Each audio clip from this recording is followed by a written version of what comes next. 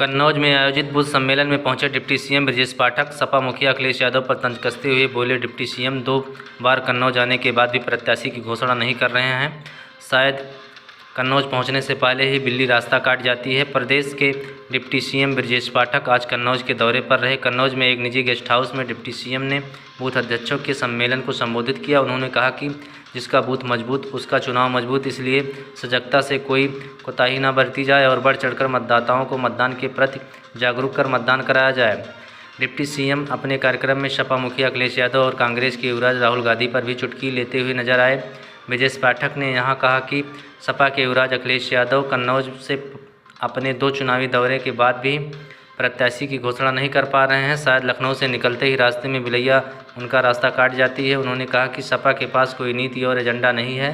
प्रदेश में शून्य पर रहेगी सपा। इंडिया गठबंधन के इस चुनाव में धाराशाही होने की बात कहते हुए डिप्टी सीएम ब्रजेश पाठक ने कहा कि विपक्षी पार्टियों ने प्राइवेट लिमिटेड कंपनी बनाकर लूटपाट की है, जिसको जनता अच्छे से जानती है। बोले, यादव समाज का वोट तो सपा लिया, लेकिन टिकट में केवल परिवार के अलावा कोई अन्य यादव नहीं दिखा। राहुल गांधी को लेकर पाठक बोले, 56 में 4 साल का रिटायरमेंट होता है, पर अभी तक कांग्रेस के युवराज मैच्योर नहीं हो पाए हैं।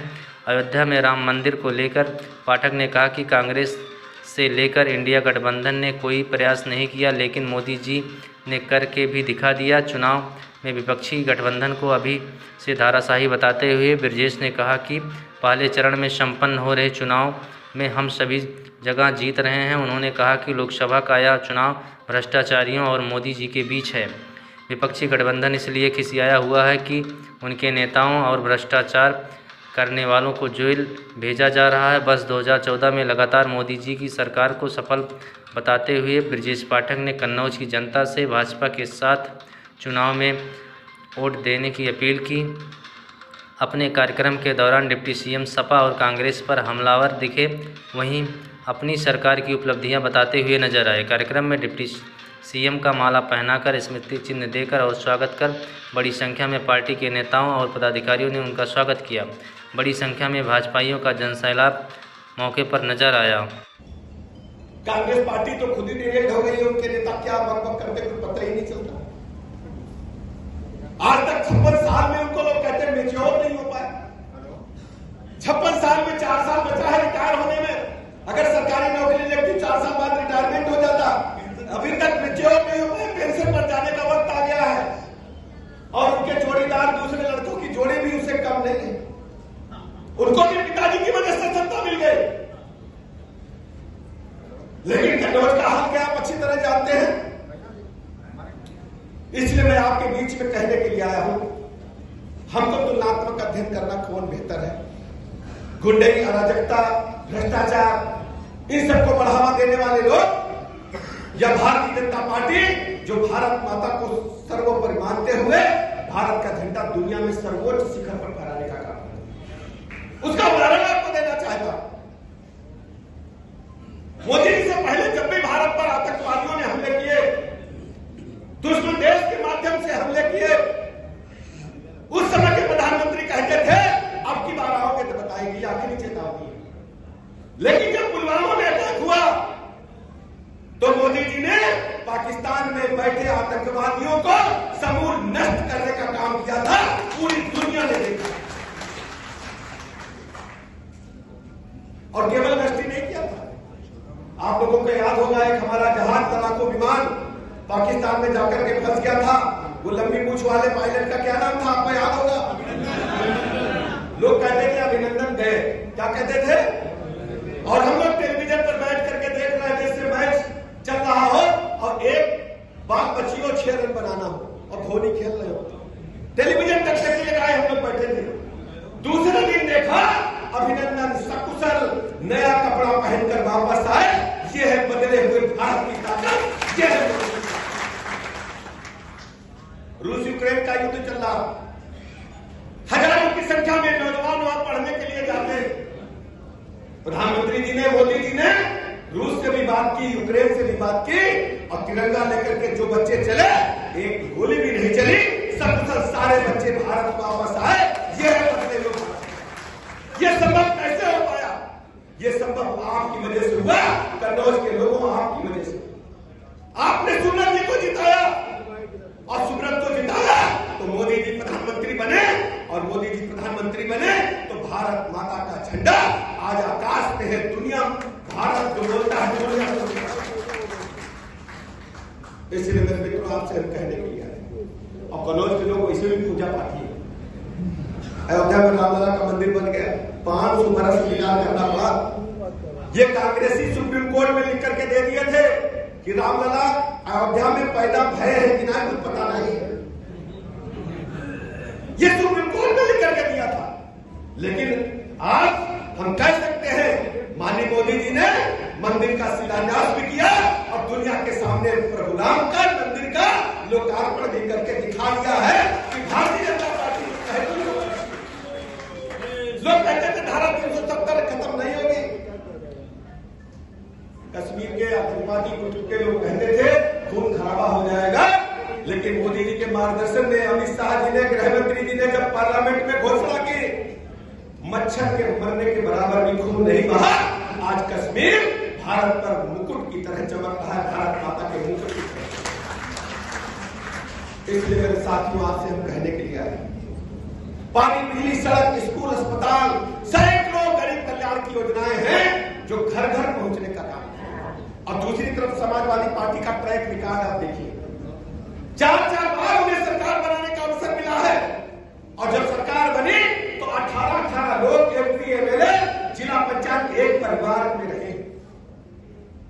आपको तय करना है कन्नौज के लोग, सबको एकजुट होना है, और मोदी जी के नेतृत्व में भारतीय जनता पार्टी के कमल के बटन को दबाना है, और एक तरफा यहां जीत दिलानी है। सपा को प्रत्याशी ढूंढे नहीं मिल रहे। हमारे मित्र है राजपूत जी, कैलाश राजपूत जी, और जो कहते हैं वो हो जाता है।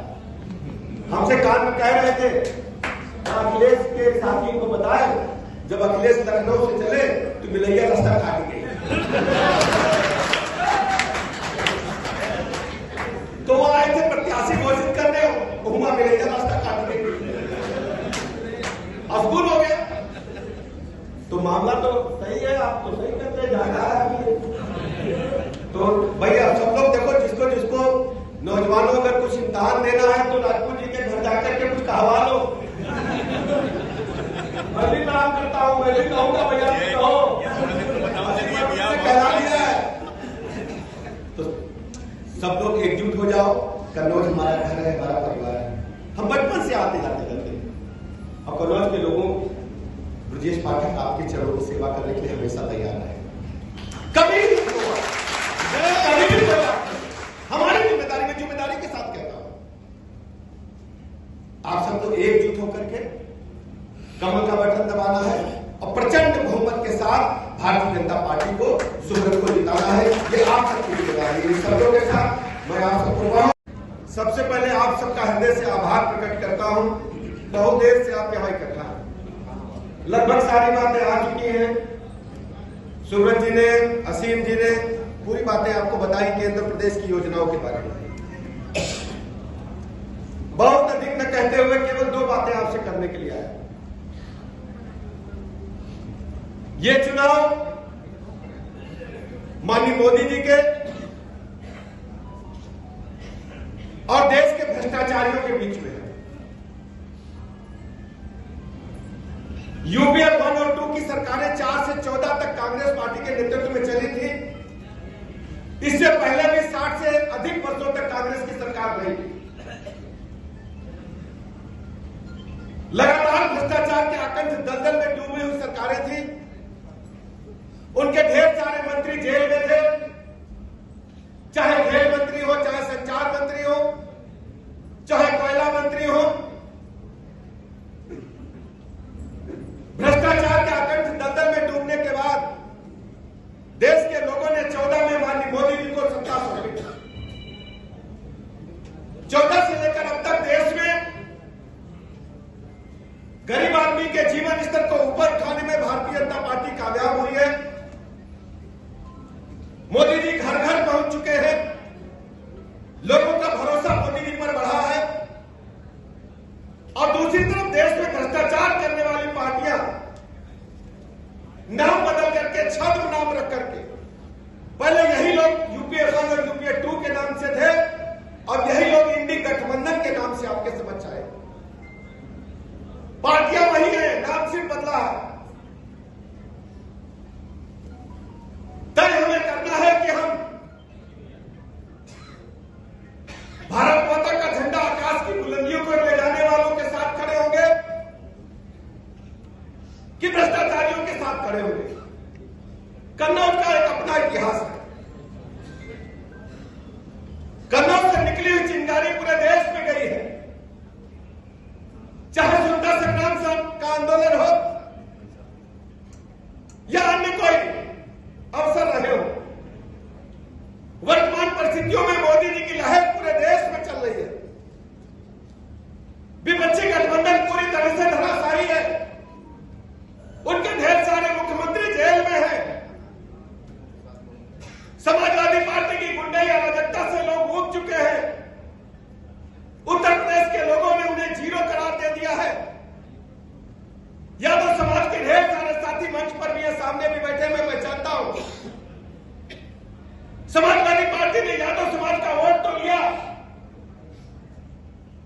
लेकिन आप टिकट की लिस्ट देखते हैं, 4 लोग एक घर के हैं, दूसरा यादव बिरादरी का आदमी को ढूंढने नहीं मिला।